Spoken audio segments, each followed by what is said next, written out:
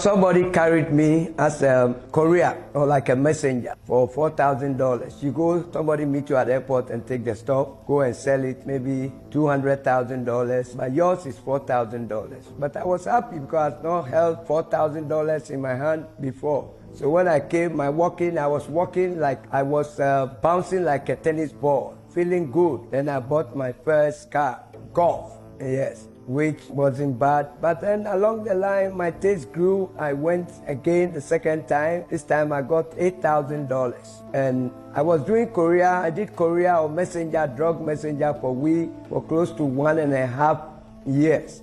Then, fortunately or unfortunately, the Americans were hunting down Pablo Escobar. Some people call him infamous, but he is my hero, yes, because he took care of the poor. Pablo Escobar was making close to $800 million to $1 billion a day because he was controlling all the network in the world. But then I don't see him as a bad person because he was taking care of the poor, giving scholarship, and he gives you two options, plata or promo. That is, you want to work in the factory, like singlet factory, sandals factory, you get a motor or some small car, make some genuine money. But you want to work in the drug factory, you become a millionaire, as in the valley.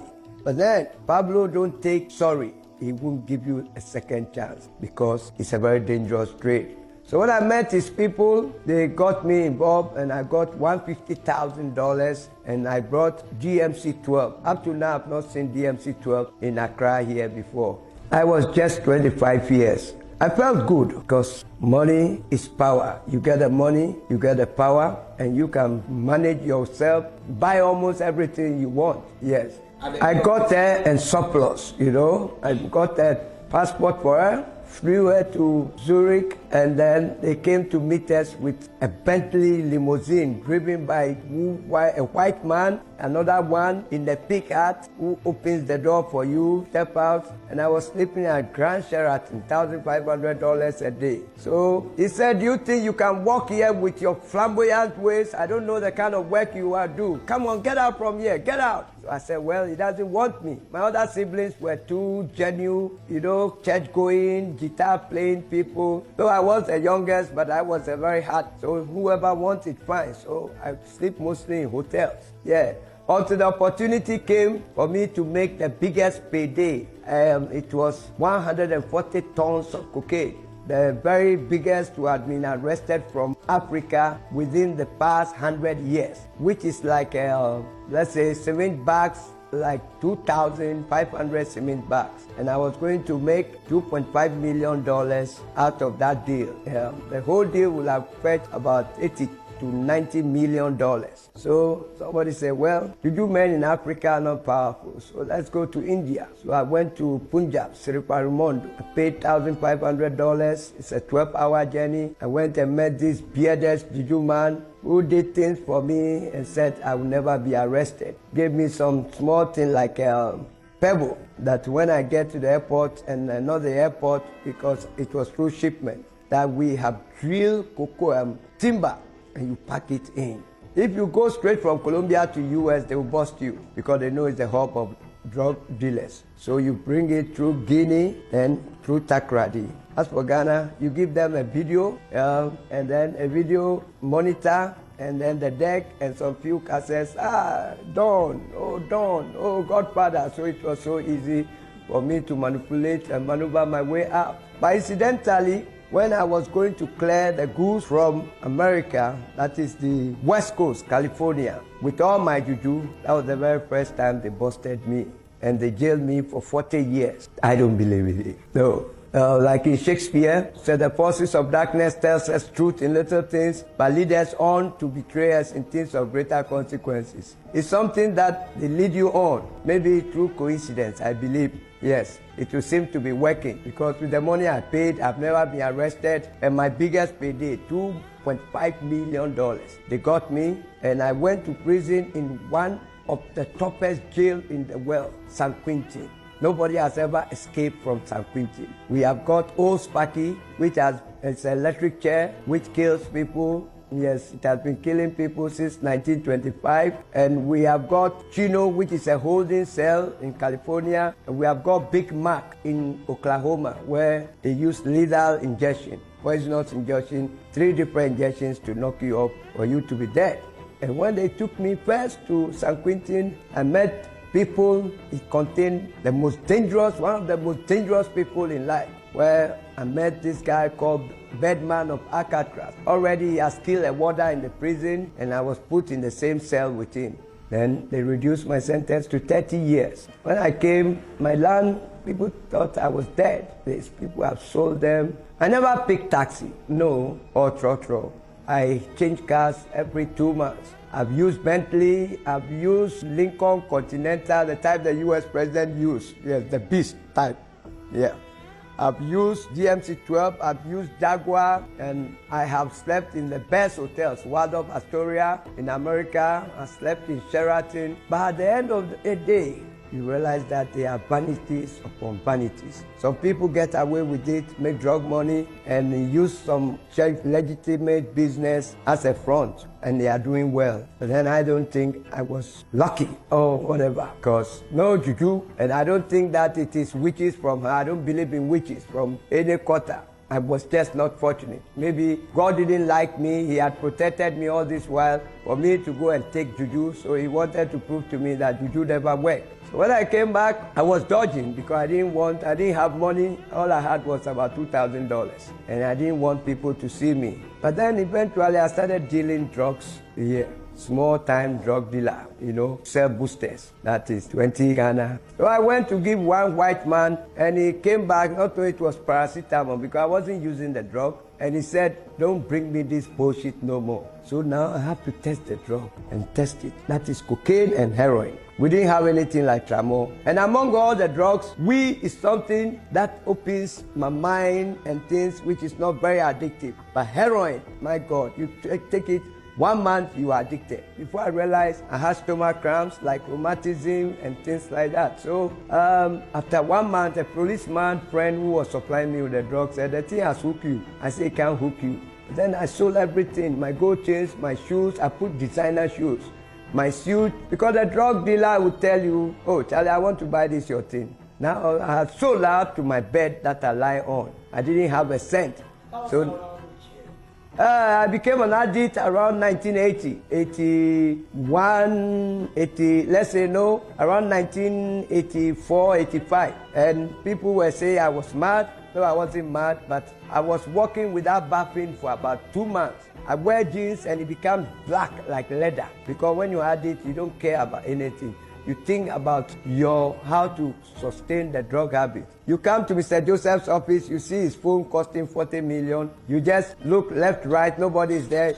You pick the phone, not because you want to steal it. Cold turkey, that is the craving for the drug. When you don't get it, will make you steal a phone worth 40 million to go and sell for 2 million to support your habit. Now people knew I was an addict. Nobody wanted to support me. So what happened? Now this girl, I was flexing. She saw me. He said, hey, Candy One, is that you? Hey, well, this. Then as she was talking to me, Atosu, her friend said, hey, you are talking to the old beggar, and I wept. The lady said, you call Candy One an old beggar. This man, a few years ago, you can't even get close to him. But the road of life can be rocky and you can stumble too. And it takes labor on that correct knowledge, which people call lucky. If I had known that this is what drug would do, both sides as a career, both sides as a user, and become an addict, I would never have made an attempt. No, he didn't have an idea. So how did it all happen? Yeah, I was doing stringing. You are a journalist, so you know. That's right. So eventually they saw I was good. Yes. We have got one guy who was called one of the best journalists ever. By our generation, I have not heard about him, Richard Cote. Yeah, he was very good. Even bigger than all these Ghanaians who had worked with BBC, who have made money and name.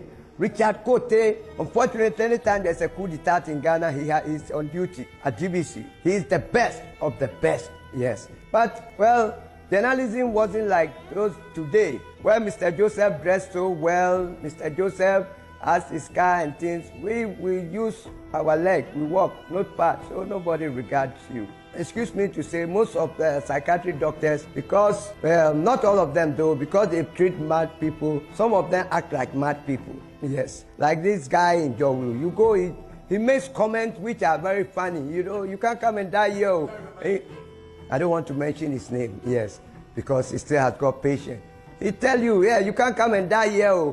Yes, I injected him in the ear. Yes, he can't die here. I injected him in the ear. And he's a very strange man. I seem like a mad person, getting to the point. Yes.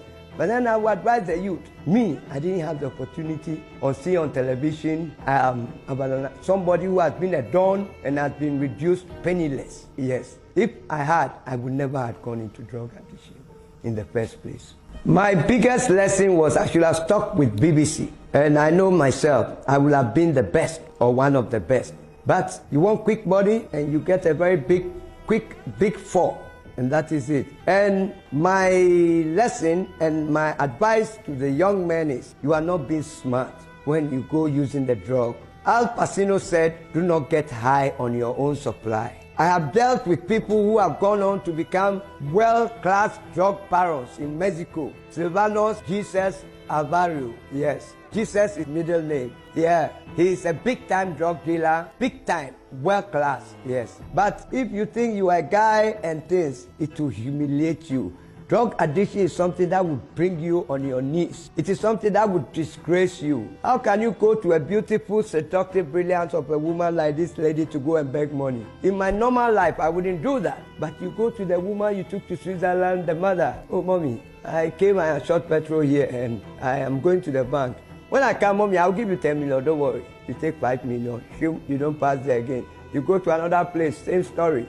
And it starts to spread. Hey, Jeff came here, he came to dupe me 5 million. This one. People, you have taken them abroad. You go on your knees to beg them for money. But this is what drug does to you, especially heroin and cocaine. So my biggest regret was not sticking to my BBC thing or doing something other. Yes. You see, today, the opportunities with the internet and things like that, yeah. But our time is like you use AD44, your leg. You go here, journalists, you know, sometimes you see some GBC journalists, their shoe has been patched.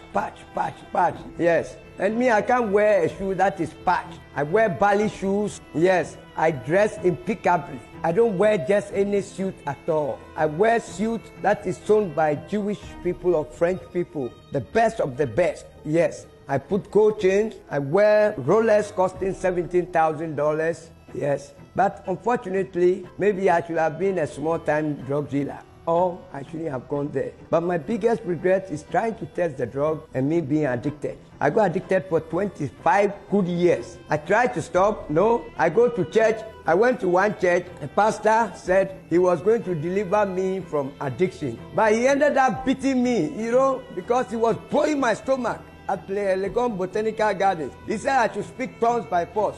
So when he hit my stomach, I say, oh, Ajay, he said the tongues is coming. Then he hit my head. Jesus, I said, oh, pastor. He said, yes, the tongue is coming. But I knew I wasn't speaking in tongues. After they beat me, when I was there, my mind was telling me it is money I want for the drug. So after he finished, he said, Paul and Jacob said, silver and gold have I none. I said, hey, pastor, you beat me and tell me silver and gold has I none. Me there because of the silver and gold I came here. So they said, oh, they made collection for me and I got about 1.5 which could sustain my drug habit at least for 2 days. I'm at the doorstep for 65, but I look like 80 because of the drug, because of the challenges I've been. It takes nerves to live like Pajo Donko. Yes, and I wouldn't want to go there because I tempted it many times. I go back. And I had this methadone thing where somebody whose wife was an addict, they came on a holiday. He brought it and he said, I can only give you 10. When the cold turkey comes, you take it. But so when it was getting finished, I was getting scared. Hey, I'll go into this drug again. And when you stop, you become very fat. Yes, your head even becomes fat. Eventually, I was able to use willpower to kick the habit. So sometimes I want to go to the ghettos and win souls, but I'm scared. Because this thing is so powerful. You will go, like I was in Kolebu, my first suicidal attempt, they had put POP on me, they had put metal on my legs, And I woke up, you know, the injection they give you at the theater is Petidin and Sosigon. But me, when they gave me, it was this houseman, these training doctors. I was like, but I was not going. People who are even being amputated, when they give them, they go out for 12 hours. But me, because my system was saturated with drug, I wasn't going under. So the lady ran to the professor.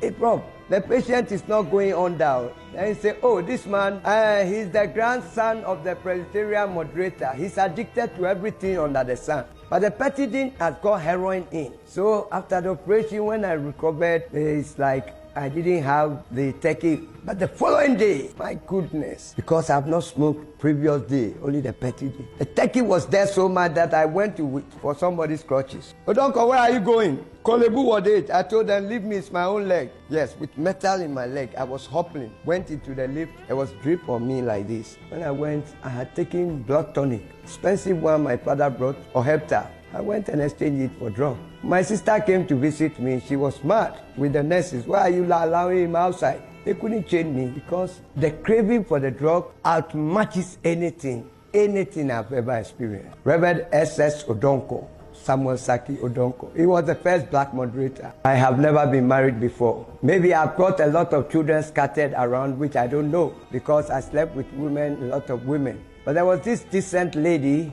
who I impregnated. And I told her to abort the baby. She said no. And that night, I was leaving for Italy. And so he said the grandparents wanted to see me. When I went, I told the grandparents that I wasn't responsible for the pregnancy. I said things with deep regret. If she's listening, Mary, once again, I'm sorry. Forgive me.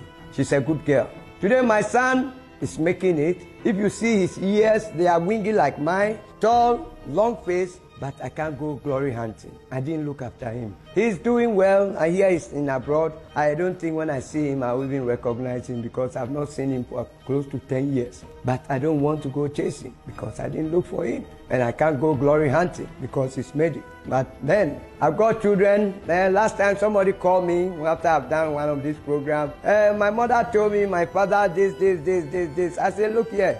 And my father had Concord because I used to travel with Concord and things. I said, you don't have anything to inherit from me. So if that is what you want, me, I don't have anything. Not even one city will you inherit from me. So if your mother told you, maybe your mother has lied to you. I'm not the one. Yes. Like my chairman, Samuel Amutobin, I'll give him shout out. There's this guy at EcoBank called Titi Nati. He's their corporate loans management, Theophilus Nati. You know, when you are broke, nobody will give you their card. But this guy gives me card. This guy comes and look for me and gives me money. Yes, because since I stopped the addiction, Jimmy Cliff has been in my life and I want to get rid of Jimmy Cliff and still he doesn't want to get rid of my. But I'm trying to write a book so that I'll get out of Jimmy Cliff. You know that this thing called Harder They Come. That's a song that Jimmy Cliff made, Harder They Come. Yes, when you get to Harder They Come, you are broke, always cash strapped. But I'm trying to write a book which I believe will be a bestseller. Yes, and then maybe I can pick up and make some good money over there and set up a rehabilitation center, Narcotic Anonymous, because I've been there. There have been drug treatment centers or rehab centers, but they are all or majority are a bunch of criminals. You know, because the drug addicts, they go and commit crime in town, they are looking for them to arrest them, then they go and hide there. Then the rehabilitation center, they use the people to weed. They go and take donations from churches and this, and they give the people very cheap things, you know, cheap food, expired food, and use the things for themselves. I have never been there. I would never be there. They wanted to take me and use me to get donations. I'm smarter than them, so I would never allow them to use me. Because most of the people go to that rehab center, no medicine, no substitute, and they come back on the drug. Because they go and hide themselves from the police. And when they are there, they hide the drug. Yes, and then they take it, they chase it, you know, they put it on the fuel, chasing the dragon, then you hit the rock. Yes. But we need to seriously sit down as a nation so that we educate the youth, put up some rehab center with doctors, counselors, yes. And then I believe if we inculcate into addicts the fear of God, when you are going to do it, you say, hey, God is watching me, if nobody has seen me. So that will even deter you. But if not, in the next 5 years, the way this tramadol is in the system, see these motor riders, they are so high, bang, and things. It's going to get to a time somebody will pick a knife on you for even your watch. It's God who is taking care of. I don't even have one cedi in the bank. Yobiko is good, takes care of me, but he can't take care of all your burdens. You understand? You go to him every day, he will become fed up. I have a very loving sister who takes care of me. I go there once a week, but the rest is up to me. Yes. I'm not talking about that one I went and they beat me. That one I went straight back to drugs. Yes. Because they beat me and then they said they have delivered me from drugs. But no. But I go to church. Even yesterday I went to church. Some of the churches, there's one around our place there with a lot of young people like you. When I went in, their pastor, who now calls himself Dr. Bishop, you know, these charlatans give themselves titles. Who is this old man? You people too, when they say go and win souls, somebody like this, what can he do? Then I made U10. Yes. But some people, he's got a youth there, yes, and he runs them, but I will not go to a place like that, you know, because I see that they are just articulating a minor motive against an inarticulate major motive, yes. I go to church at Pentecost, Dr. Wyatt, Accra, Newtown.